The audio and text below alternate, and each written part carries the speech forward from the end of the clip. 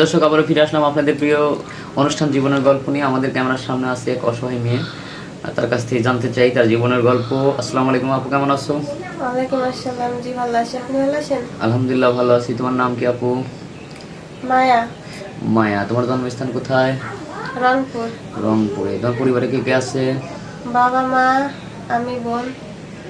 তোমার বাবা মা, তুমি বোন। জি। আচ্ছা, তোমার মানে তোমাদের সংসারের কার আয়ের উপর নির্ভরশীল? আমার বাবার। বাবার। তোমার বাবা এখন কি করে? বাবা মা অসুস্থ, টুকটাক কাজ করে, অভাবে সংসার দেয়। অসুস্থ? জি। একদিন করে আর একদিন কাজ করতে পারে না, জি। এরকম হালাহাল অবস্থা। এই জন্য আমাদের ক্যামেরা শোনা আসছো কি সাহায্য সহায়তার জন্য না কোনো বিয়ে শাদির জন্য? বিয়ে করার জন্য। বিয়ে করার যাতে জন্য। একটা ভালো মনের মানুষ পাই। একজন ভালো মনের মানুষ পাই, যাতে তোমাদের পরিবারটা বা তোমার উপর একটা খেয়াল রাখে, এরকম। এই জন্য এরকম একটা মানুষ চাচ্ছ। জি। সে ব্যক্তিটার যদি একটু বয়স বেশি হয়? বয়স হলে সমস্যা নাই, ভালো হলে হবে। ভালো হলেই তো হবে না? 40-45 যদি বয়স হয় তার? হোক, সমস্যা নেই। সমস্যা নেই, কারণ তুমি যে একটা ইয়ং মেয়ে, তোমার বয়স কত? 21 চলে। 21 সালে এত অল্প বয়সে তুমি 40-45 বছরের একজন ব্যক্তিকে বিয়ে করবে, এটা কিভাবে সম্ভব বা কেনই বা করবে?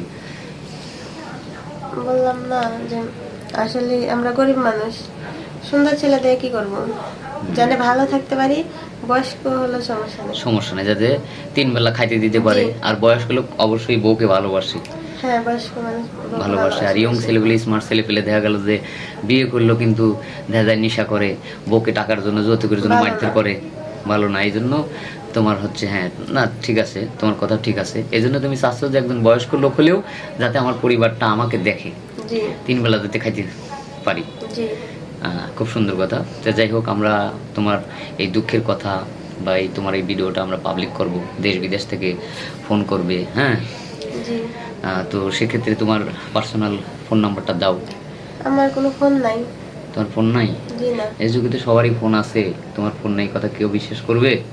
বিশ্বাস না করলে কিছু করার নাই। হ্যাঁ। একবার খাইতে পাই না, আবার ফোন কিভাবে নেব? ফোন কিভাবে ইউজ করবো? তারপরে ফোনে আবার টাকা ভরতে হবে, আবার কথা বলতে হবে। হ্যাঁ। জি।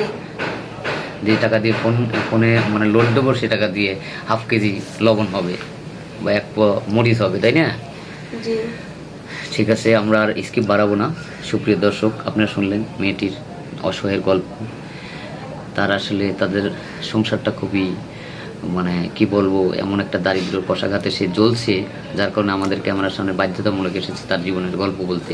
যদি কোনো হৃদয়বান ব্যক্তি এই মেয়েটাকে পছন্দ করে থাকেন, যদি তার দায়িত্ব নেন, তাহলে আমাদের স্ক্রিনে নম্বরটা দেওয়া থাকবে, আমাদের নম্বর দেওয়া থাকবে, মেয়ের কোনো পার্সোনাল ফোন নাম্বার নাই। আর অযথা কেউ ভিডিও কল করবেন না। সেই সাথে যারা আমাদের চ্যানেলটা উপভোগ করেন সবাইকে ধন্যবাদ জানাই, শুভকামনা করে শেষ করছি। আল্লাহ হাফেজ।